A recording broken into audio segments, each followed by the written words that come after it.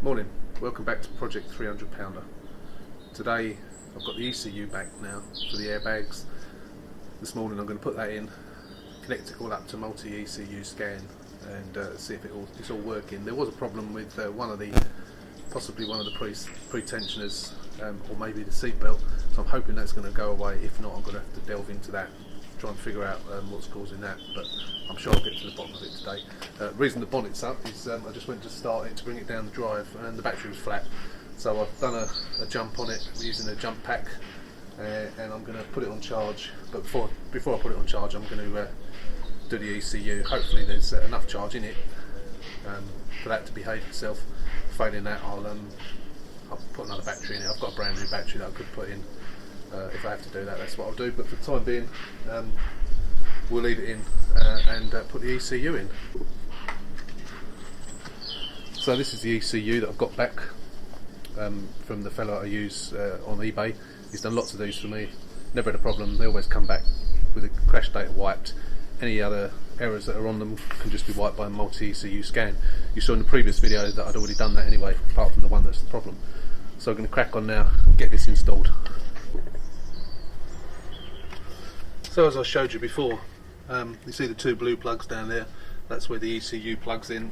There's no point in me filming it because all you're going to see is the back of my head as usual. So I'm going to put it on time lapse, get that installed, and then we'll plug the computer in and see what we can get.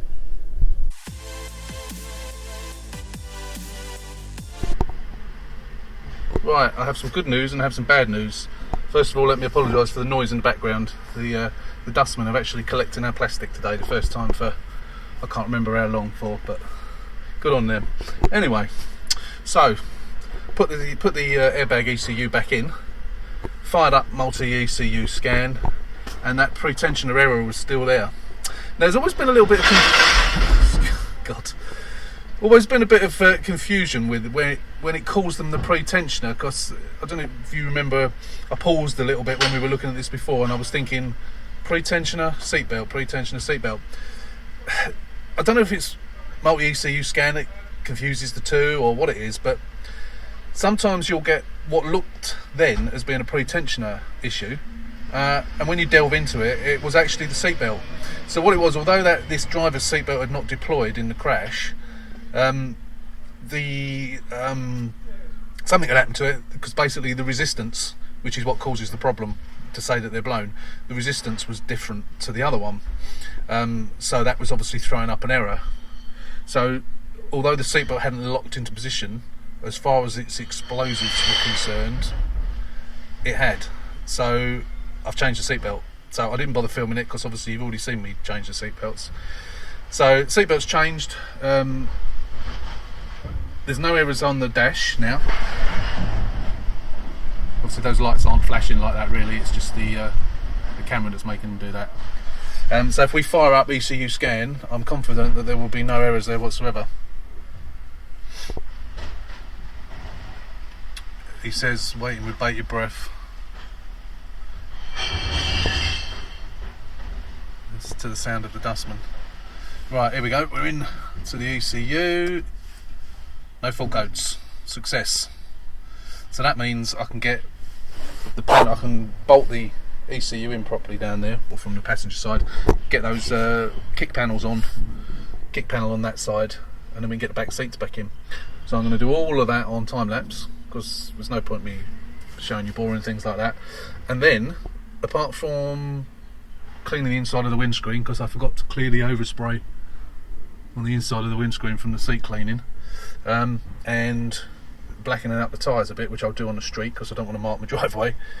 Car's done. Car is done. Finished. Finito. I'm going to go out and get some petrol in it, and then it's ready to go. Good news.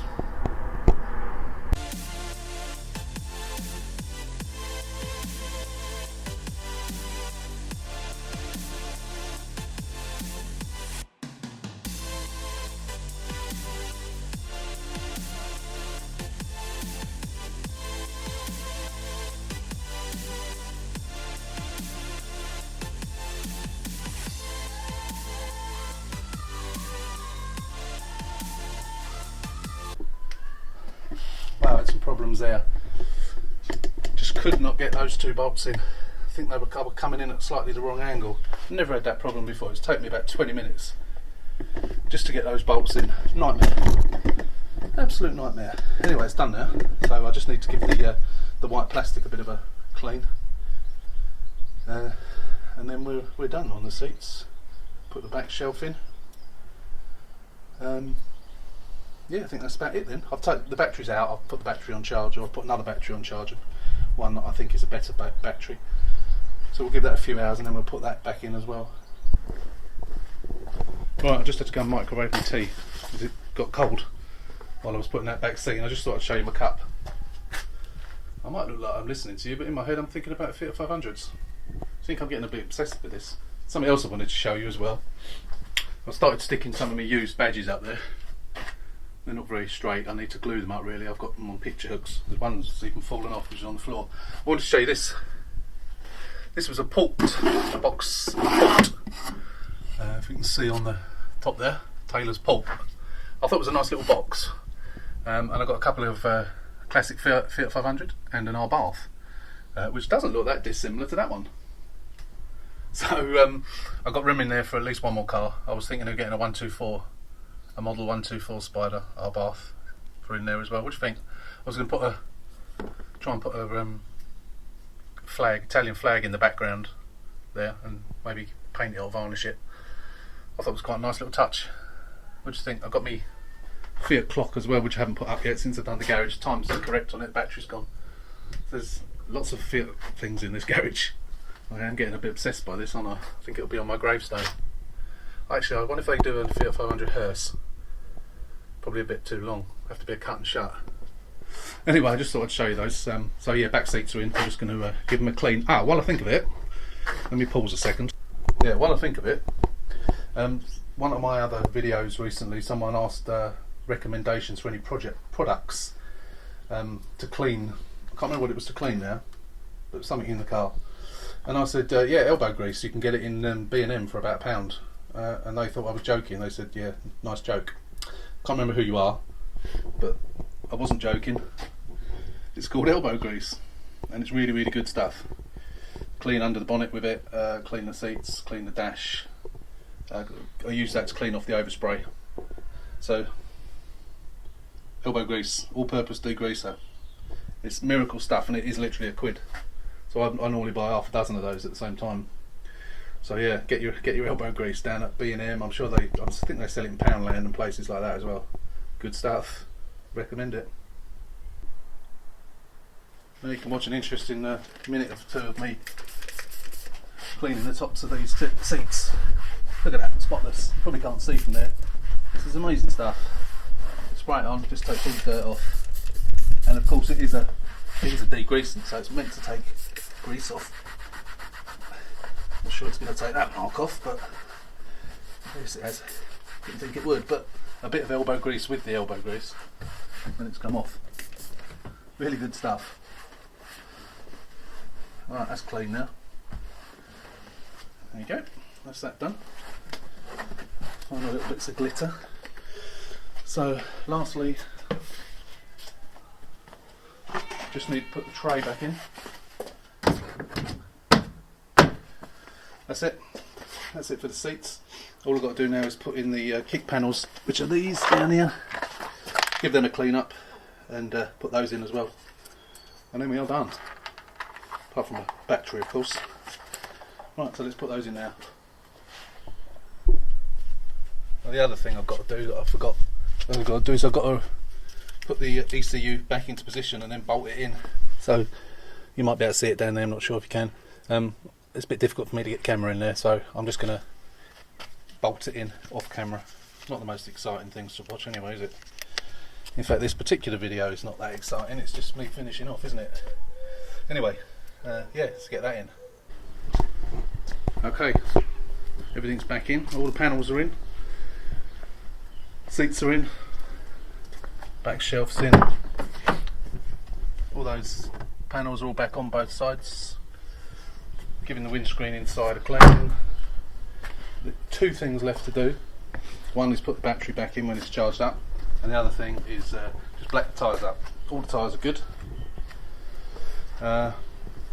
I put that out on the street to do that because I don't want it on the driveway. So yeah, it's done. This cart is now complete. So we'll go through the figures in a bit, and yeah, I've already actually got a buyer for it, so just got to try and work out a safe way to do it, you know, do the sale in during the lockdown. But yeah, complete. Project 300 pop is now complete, and that will be the end of this project, and then we'll be moving on to the next one. I'll be working on the Abarth today. I'm expecting the back bumper bar to be delivered today, so I'm gonna, in a minute, I'm gonna take the old one off. I'm gonna put that red bit of trim back that I've painted, put that into the bumper. But anyway, enough about the Abarth. This is the pop Project 300 pounder. So that's a good job. Pleased with this one. Took a little bit longer than I expected it to, but I haven't spent very much money. So the pop's finally done. Finally done. It's got a new battery in it. I put the battery in, but it wasn't any good, so I put a new one in. It was on charge for about 5 or 6 hours. Said it was fully charged. Put it in, dead as a door now. So that's going to go to the big battery graveyard in the sky. As I've mentioned in the past, I had a brand new one still in the box, so I've put that in. So whoever buys it is going to get £108 worth of free battery. So yeah, that's the end of the pop. Won't be doing any more pop videos, I don't think. Don't think there's any more to do. Sorted out my shelves in the garage. Got some free wood for the actual shelves themselves. So I've now got, still need sorting out, but at least everything's off the floor now, apart from all this stuff, of course. But much better organised now. So now I'm going to have a beer. So adios. And we'll see you on the next car. Well, no, we'll see you on the Abarth, because obviously that's still ongoing. Still going to be a while before we finish this. The pop, still got the clutch issue. Apart from that, that's done. So we'll be moving on to, hopefully be moving on to a new project soon. I have got my eye on one at the moment, which comes up for sale in about a week's time. But hopefully we'll get that one, and then all will be revealed on that. So for the time being, thanks for watching. Don't forget, please share, like and subscribe. Push up those numbers so we can monetize for our local animal charity. But again, thanks for watching, and I'll see you soon.